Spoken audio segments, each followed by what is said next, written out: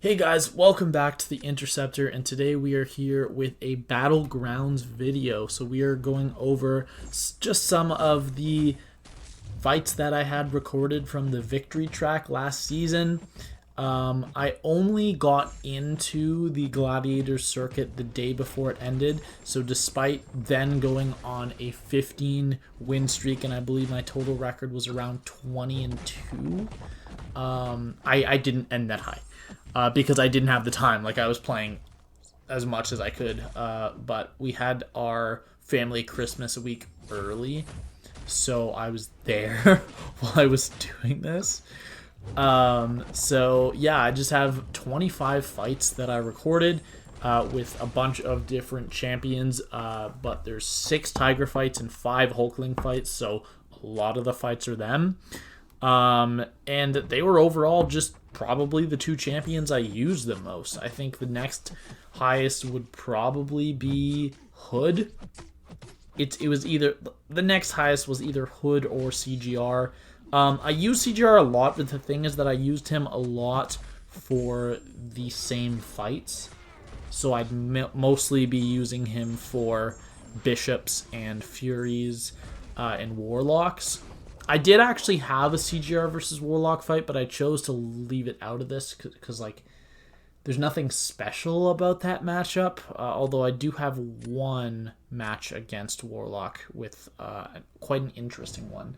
So I wasn't necessarily choosing all of the fastest fights here, but I was just mostly going for the best options for those defenders. So if there are defenders that take a while to go down, no matter who you use, such as Thing, then I'll use who my best fighter for him was.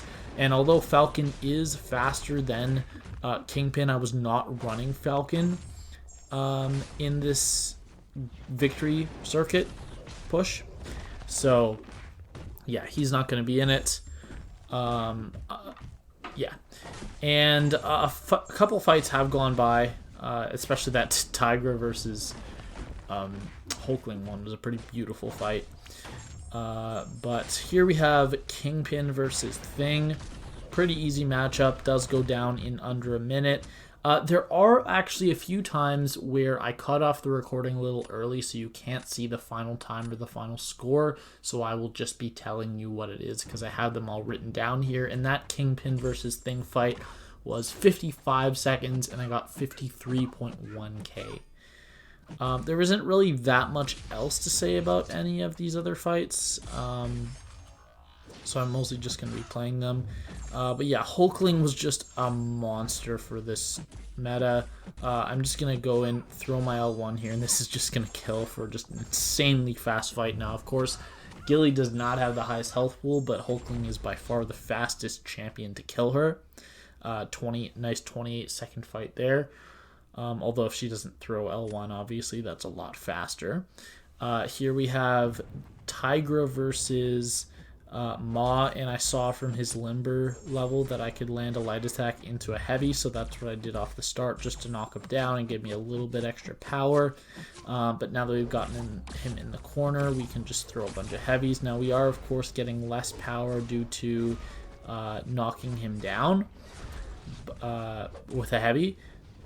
But that doesn't really matter when we're doing this much damage. So here I'm just going to do a combo and this is going to kill. So still a pretty fast fight, and other than Torch, probably the fastest Maw killer. So now we have Hood versus Emma Frost. Now there are some Emma Frost options that are faster, such as CGR mostly. And Hulkling would obviously be faster than Hood here. But I only have 2 Hood fights in here, this one, and then I have a fight against Hulkling later as well. And this just provides me a pretty fast option for a champion that doesn't have a lot of counters. So yeah, we're just going to be building up our charges, our bullets, and then letting them go when she's around 50%, which is generally what you do with Hood. She's throwing specials, which is nice. We don't have to spend extra time to bait it out. So after this L2, I realize I've done enough health or enough damage that I should throw my special. So I'm going to do a medium dash back into a heavy here, and it does kill for a pretty fast Amafrost kill in 51 seconds. Now, also, every single match that I'm showing you in this video is a match that I won the round, at least the round, but almost all of them were also I won the match. But that just, like, I didn't plan it that way. That's just how it happened. But yeah, this L1 as well. Look at this, 2 parries. I missed the 3rd parry, but there wasn't enough time to make it super safe. Well, there was. I just didn't go for it. I only went for the double parry. But here my L3 does so much damage, it's just going to kill him. Because I had prowesses and furies built up. So a nice 32-second fight. And that one was 55.8k as well. Now, I did have, I believe, 2 recorded fights of Sigil Witch versus Warlock. The other one was versus a rank 3 6-star. It took 3 seconds longer, but I also took 1 hit, so I lost 10%. So that's why I didn't record that one. This one is also just a beautiful fight. This is Hulkling against Overseer. I'm just going to throw this L1 and it's going to kill. That was so fast. Hulkling, or Overseer, didn't even get to throw a special. 26 seconds, and that one was 56.8k, which was not the most I got in a fight. That is going to be the very last fight, and you'll see that. But now we have Doctor Doom versus Kingpin. There are not a lot of champions that can kill Kingpin super fast. He is a little tanky. The reason I took mine to rank 4 was primarily for defense, although obviously he does have his upsides on offense. I wanted stall champions, which is why I will probably be taking up Man-Thing and Korg at some point as well. And yeah, we just have a really nice option here. I want to point something else out about this fight, and it is that when I come out of the special 3 for my Doom cycle, normally you will see me doing medium, light, medium, and then going into another combo, because while there is like a tighter window, I'm very confident in that window because I'm very, very experienced with Doom. In this fight, I'm going for medium, medium, just because there's always the chance of him getting that Fury and me nullifying it because I have my Aura active, and I don't want to potentially get myself to an L2 when I mean to be at an L1 to drain him from 3 bars of power, because then if that L2 doesn't kill, I take an L3 to the face, which I have Aura up, but I still don't want to take an L3 to the face. So that's why I was doing that, just to make it a little more consistent.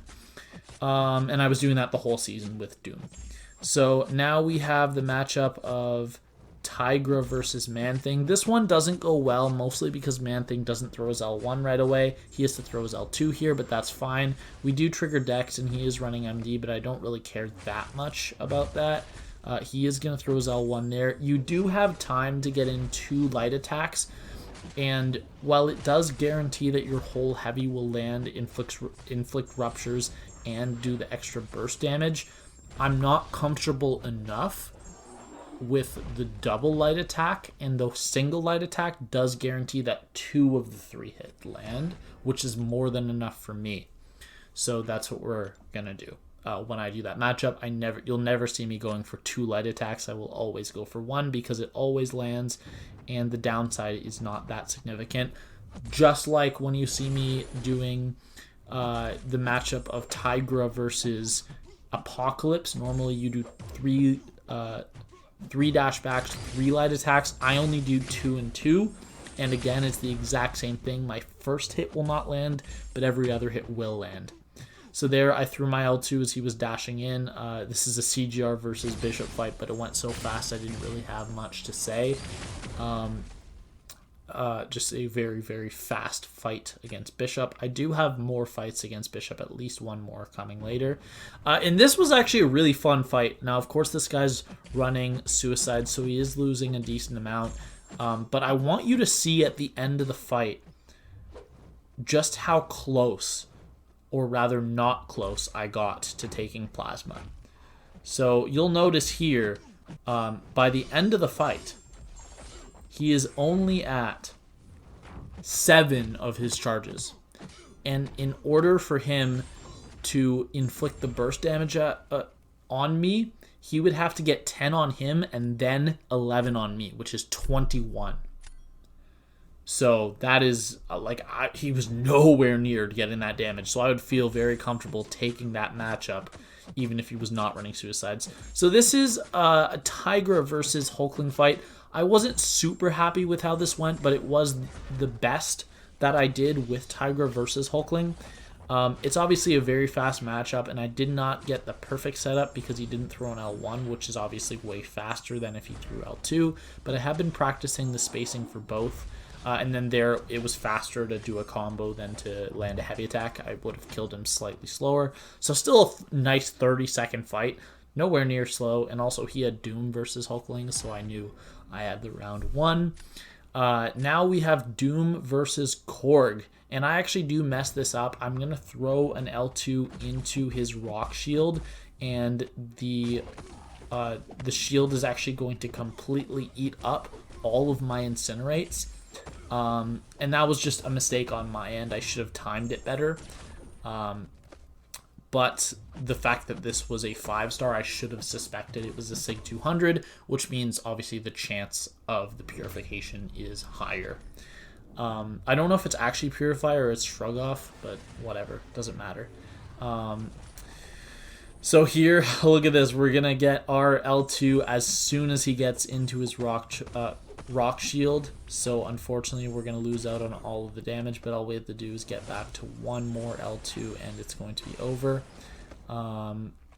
So here we go for our L2. We got good RNG with him getting Furies and us nullifying it. And still a pretty fast fight. If you were to take a 6-star rank 3 Korg, you still kill him that fast. So you just have to time, obviously, your first L1 better, and then your second L2 kills. So that fight as well, that was 56 seconds and 52.8k. I know the screen didn't really show. This is a fight that did not really go well. Hulkling does not like to throw his specials in this matchup, or at least in this fight. And there, yes, I do know the way Hulkling works, and I intentionally threw my L2 knowing that he would not take damage, because if you nullify his buffs, they become passive. But it was better to build up the bullets than to just wait. So, yeah, and then there, our bullets actually expire because he was an asshole, and he just sat there and did not throw anything for a long time. And then here, I could have thrown my L2 because, of course, my Sig ability does allow me to power steal on... Oh, wait, or is he immune to power steal? I forget. I know he's immune to a bunch of power manipulation, but I don't know if he's immune to that one. So maybe I did the right thing, actually. So here we have a Human Torch. This is the only Herc fight. I really didn't end up using Herc very much. He was mostly on defense, unless they had a Tigra or a Hood. So we go for an L1 here. Now, this was, I'm pretty sure, round 3. I don't actually remember. But we're just going to get to an L2 and throw it. If this had been a 6-star rank 3, we still would have killed with that L2, because obviously he's stunned after, and we have a lot of time to kill him, and he died halfway through the L2. But yeah, still a pretty nice fight, pretty nice fast fight with Herc. So this is one of my favorite matchups. People always place Bishop against me, thinking I have no Bishop counter.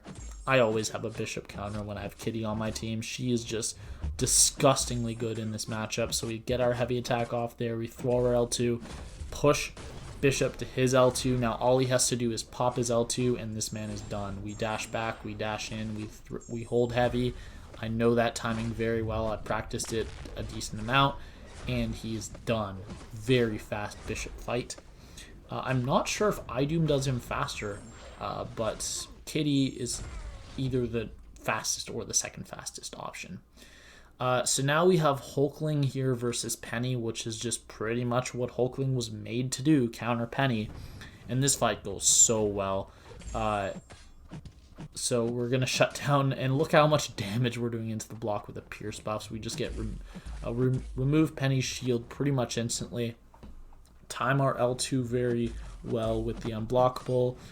Here she's going to throw the heavy.